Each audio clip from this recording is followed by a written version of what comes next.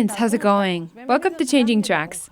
Today we have a woman boarding our train who is, above all, courageous. Courageous in the Lord and with the Lord. Courageous. Without further ado, how are you, Anne? Thank you so much for being here. Thank you for inviting me. I'm very honored.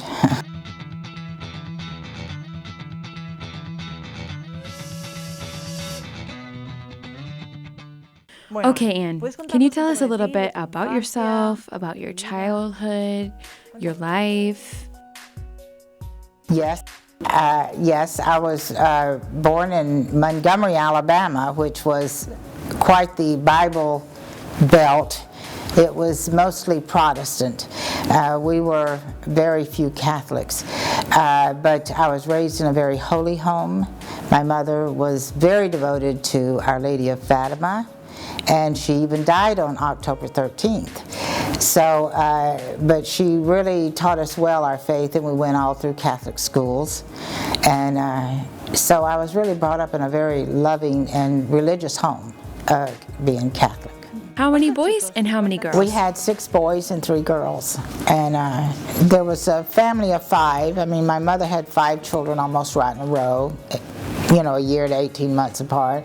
Did you always have faith? Or maybe you went through a time? Oh yeah, I did. You know, it's funny, even though I did go away from the church, I knew in my heart I would never be anything but a Catholic. I knew there was no other faith on earth that I would be. If I was going to go to church, I was going to go to a Catholic church. I wasn't going to go to any other church. But I was raised during what I call the Cinderella phase of childhood. We were raised in an idyllic type of time. And of course, women, I mean, my home was happy. And I always thought you always married the perfect man, you know. So when you end up marrying someone that's not perfect, I think I was resentful. I didn't understand it. I was bitter. And I guess I really blamed God in a way. So I did. Of course, my husband would say, "Oh, don't go to church. Stay home with me," you know. And that was when we were young married.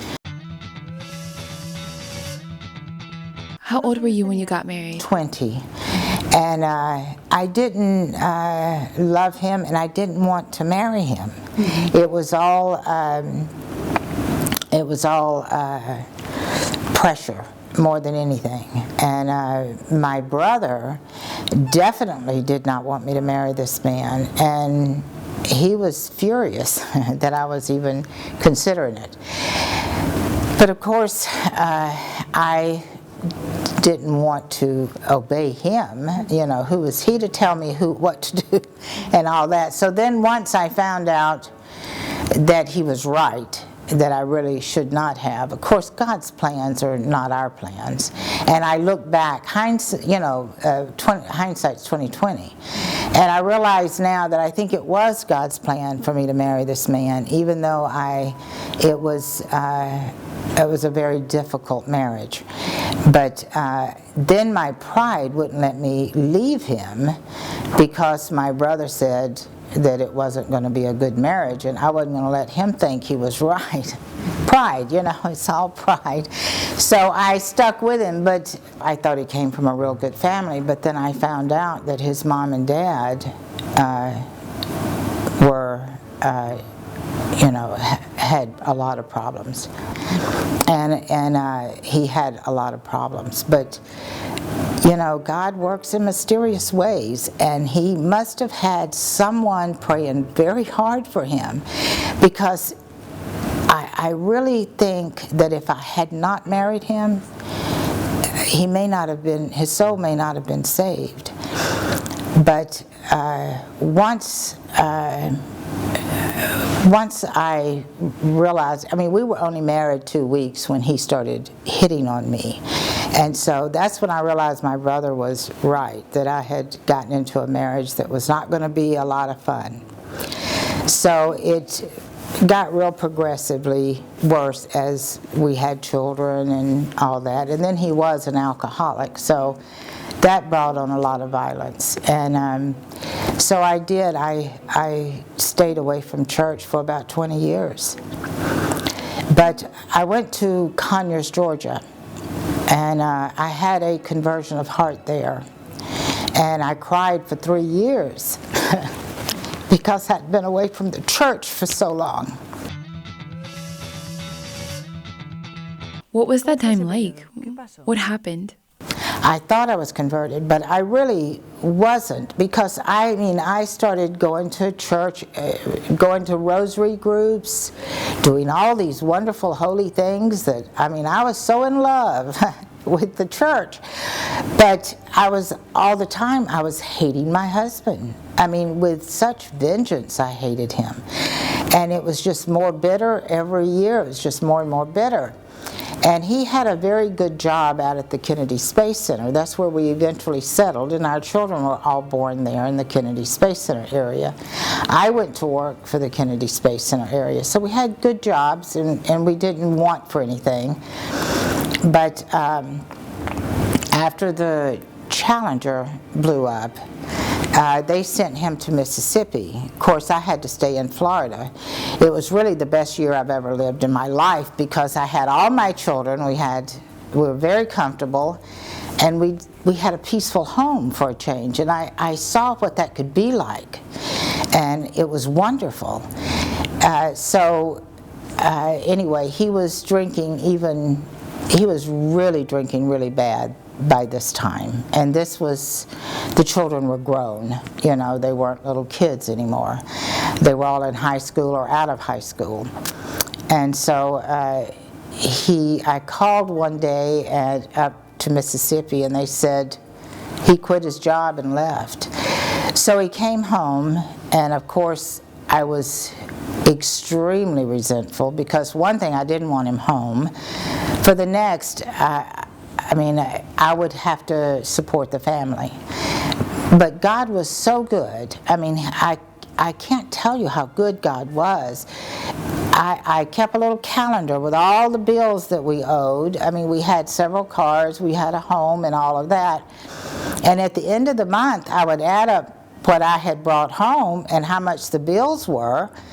Everything was paid. We ate very well. But I never had enough money to do it all, so I don't know how it got done. It was like God was multiplying the money for somehow, and I don't know. I really would say, how did I get all these paid, and how did we eat when I didn't make enough money? But yet God was supplying for us, and He did this for several years. And during this time was when I wanted more than anything to get a divorce. I really wanted to live in peace, and my children to live in peace, and I wanted him out of my life, because he wasn't working, he was just drinking, and it was very horrible at home, because the more he drank, the more violent he became. So anyway, I was at the end of my ropes, but the only thing that kept me with him was my mother. My mother would say, Ann, marriage is very sacred, and you made a vow to God for better or for worse. And I kept thinking, I know, Mother, but this is terrible. But I knew she was telling me the truth, and I knew that she was saying, trust God. If I'd have known what I know now, I would have had a wonderful marriage, because I was so selfish. I wanted what I wanted. I wasn't caring at all about my husband and his problems. If I'd have had my little children praying for their father, the rosary, if we were praying as a family for my husband, he would have changed in a New York second, because God cannot ignore the prayers of the little innocent ones. But I was too bitter and too selfish and too angry and too hateful to even think about things like that. I actually was plotting my husband's murder, because I was at the end of my ropes. And I knew I couldn't get a divorce, so I thought, well, I'll just kill him. And these are the times I was going to rosaries groups, and I was going to Mass every day. I was receiving our Lord with these thoughts in my head. That's how blind we can be. To think that I was receiving God while I was plotting somebody's murder. I mean, this is, it's really scary how blind we can be. But the day that, it was a Saturday, and my children and I had gotten up, and we had cleaned the house real good, and they had gone off to their friends, and I was sitting at home by myself in a wonderfully clean house and relaxing, and he had pulled up because my mother had died on October 13th. This was in 1989. This was November 13th, 1989. After my mother died, I threw him out of the house. I said, just go. I gave him a car, I gave him money, and I said, please don't come back. Let us live in peace. So, but he did come, he kept coming back. He didn't live with us, but he kept coming over, and he was always so drunk, you know, just staggering drunk. And when I saw him pull up, I just said, that's it, Lord. It's the straw, you know. And I said, I have to kill him today because I can't do this anymore. So I went up to my room. We kept a .22 up in the closet. I searched and searched for that .22, and it wasn't up there. By the grace of God, my son had taken it out for target practice. And so it wasn't there for me. It wasn't meant to be, of course. And so I came down, and I'm so in a rage, I mean in a rage to where I just really wanted to kill somebody. I wanted to kill him with all my heart. And he's banging on the door, and I went over there and I thought, I've got to do something. So I just grabbed that door and I slung it open with all my might. And this happened within 3 seconds because he didn't even have time to say hello to me or anything to me before all of this happened to me. But the minute I opened that door, I didn't see a drunk standing there. I saw a man with a disease. I realized he has a disease. It came to me like a ton of bricks, and I saw all that I had done that kept him in this state. I saw all the screaming, all the rejections, all the lack of love in this marriage. I saw it all, and I saw at the same time what a wife was supposed to be, how I was supposed to be as a mother and a wife. It all just came in me. And all I could do was say, oh, Mickey, I am so sorry. Forgive me. Forgive me. And I went up and hugged him. And I know he thought, what in the world? This is not my wife. But anyway, I said, come in and let me feed you, because I had forbidden the kids to let him eat at our house. He was homeless. I don't know how he was eating. At the time, I didn't care. I really was hoping he'd starve to death. All of these things. And I thought, I just saw how evil it all was. So I brought him in and I said, let me feed you. And I set him down and I went and fixed him something to eat, and I begged him to forgive me. I said, I want to take care of you. I'm your wife. I'm supposed to take care of you. So he was still so drunk, but he was very happy to be there. He was very happy for me to take care of him. And he didn't change at all. It was I that changed. And what really I didn't understand at the time, but I was filled with this love for this man that I had never felt in my life for any human being.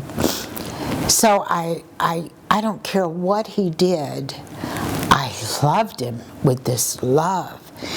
And I realized later, I mean, he lived for 3 years, never stopped drinking, never stopped beating me, never stopped any of this. But I kind of saw him like a 3-year-old, like a child that really just wasn't disciplined, but was a child, you know. And I couldn't resent him anymore. I just wanted to help him. And so I put him, from the moment I had that realization, from that time I opened that door, I started putting him in the Immaculate Heart of Our Lady. And I said, Mother, there's nothing I can do for him. He didn't want to talk about Jesus. He didn't want to be converted by any means. He wanted to. In fact, he even told me one time, he said, I said, Mickey, you know you're going to die if you keep drinking. He said, I'd rather be dead than not drink. And I said, if that's really how you feel, I won't nag you anymore. I'll just pray for you. So I kept putting him in the Immaculate Heart, and I said, Mother, you're the one that has to save his soul, because I can't. You have the power. I have no power. So I prayed for him, a rosary every day, went to Mass for him, all of these things. And I watched her save his soul. And this is a man who wouldn't even talk about Jesus. But yet, when he was on his deathbed, a priest came, because Mickey had put on his, he went into the hospital, and he put on his registration that he was Catholic, which he would have never ever done, I don't think, before. So a priest came to him, and he said, I see there's a Catholic here. I said, Father, he's not Catholic. And I said, but can you give him the last rites anyway? He said, no, I can't, but I can pray for him. I said, please do. He was in a coma. I mean, we had heard nothing from him.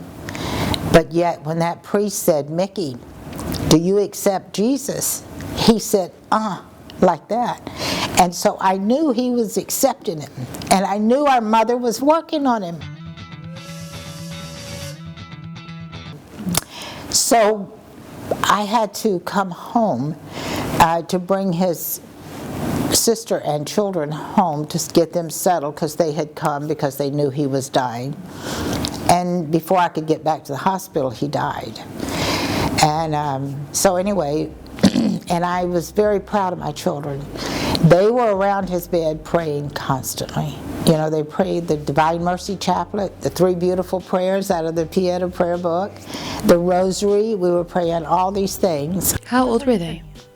They were all, my youngest was married, so they were all grown. And so anyway, when I came back to the room, I stepped into that room and I was filled literally to overflowing with this peace and this trust. And I knew that Our Lady had saved his soul. He might have been in the deepest part of purgatory, but I knew that he wasn't in hell. I knew that she had saved his soul. And I was filled with this joy. In fact, my daughter, who came, was very close to her father. She loved him dearly. She said, Mother, what's wrong with you? And I said, I don't know what's wrong with me. And she said, you're glowing. I said, Anne, do you realize that he doesn't have to suffer anymore? And he knows Jesus and Mary. He's there. He's with them. If not, he's in purgatory. So praise God that she saved his soul. So I prayed for him, compelled to pray for him at every Mass. Couldn't stop thinking about him until I went through the Holy Doors in 2000 for him. He died in 1993. I went through the Holy Doors in 2000 and never thought about him again. So I know that God then released him. So if I hadn't have ever married him, he may have never had his soul saved. So God was happy. I mean, and I'm happy now. I didn't mind the sacrifice now. I see that God used all of us to save that one man's soul. That's how important souls are to God. So There are many women living in the same situation that you've been through. What advice would you give them? Pray. Pray to Our Lady, to the angels. The angels are very powerful too, and they can help, especially His guardian angel.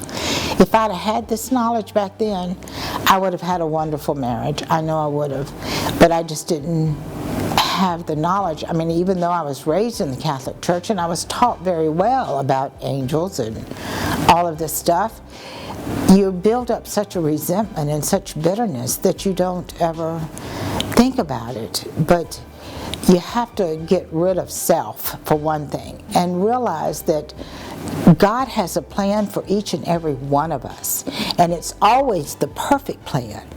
We just have to follow that plan. And if you see you're in a situation like this, just pray. Give yourself to God. Give yourself to Our Lady. Give him to Our Lady. If a husband has a wife that's an alcoholic, give her to the Immaculate Heart of Our Lady. Put her there all the time and watch Our Lady and her angels work. They do marvelous things, you know, and you have more peace. You know that you're doing what God wants you to do. And have the little children pray. That's, to me, the biggie. If you've got little kids, teach them the rosary, get them praying that rosary every day for their father or their mother, and that will really move heaven. And you'll see a whole change in your whole life and your whole family life. It's just prayer and God in heaven that's our only answer, and Our Lady, our Blessed Mother. She's a huge answer to all these problems. Do you think a lot about heaven? Oh yeah, yes, I can't. I mean, I would love, you know, we're even able to live heaven on earth right now through Louisa, and that's who we promote, Louisa Picaretta. You can, you know, possess God here on earth. He wants you to possess Him, and He wants to possess you. And that's what He created us for, is to be His companions at all times in everything we do. And even just washing dishes can be a true glory to God by allowing Him to be with you through, you know, while you're washing dishes.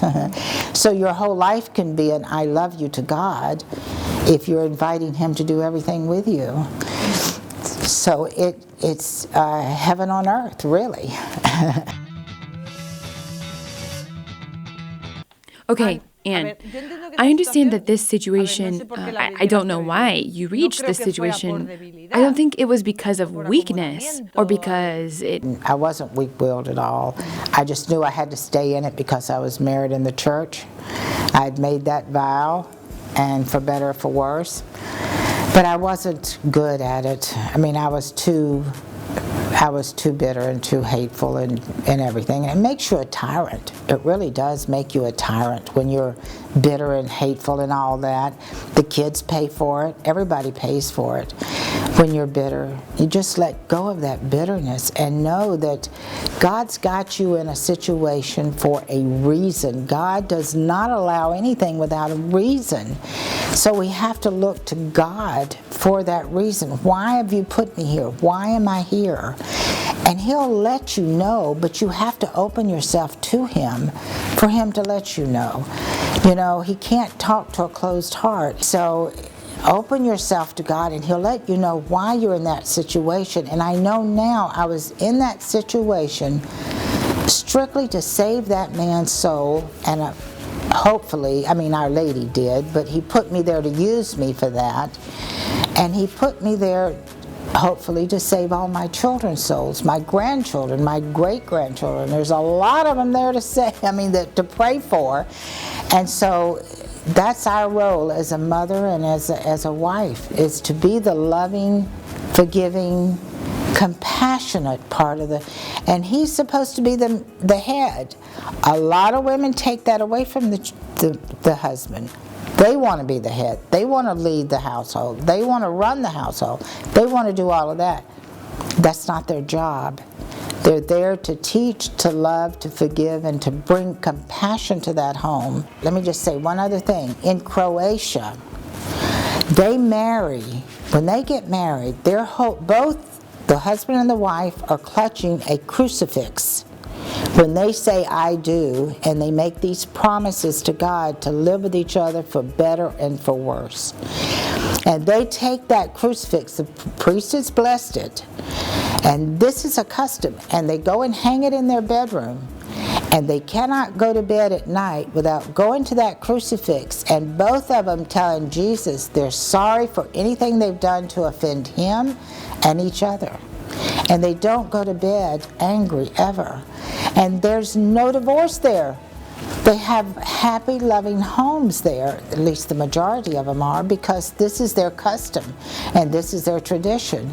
And so they know to do this. It's a beautiful thing because they're not, and the priest tells them, you're not married to each other. You're married to Jesus, and he's there in this marriage. There's 3 of y'all in this marriage. So that's a beautiful way to start a marriage, with Jesus right there with you. And to go to him every night and tell him you're sorry for anything you've done to offend him or your husband or your wife. And then kiss and make up and go to bed happy. Happiness is a lot more fun than being angry or mad or sad or any of that. So try to be happy in your marriage and bring Jesus with you. And Our Lady, of course. Can't leave her out. Thank you so much for coming, for being here. Well, thank you, Christina, for inviting me. And I hope I hope everything works out okay for whoever's listening.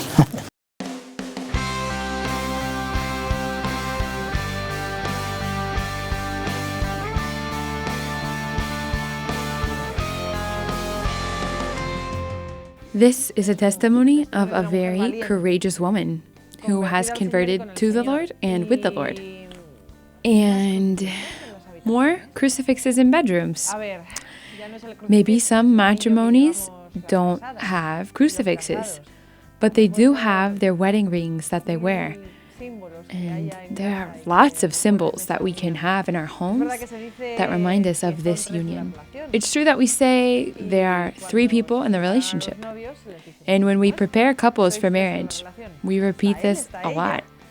There are 3 of you in this relationship. Him, her, and the Lord. And without this, well, it doesn't make any sense.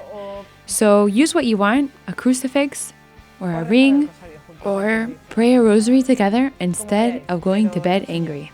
But with the Lord. 3 persons, not 1. Thank you. Thanks for being here.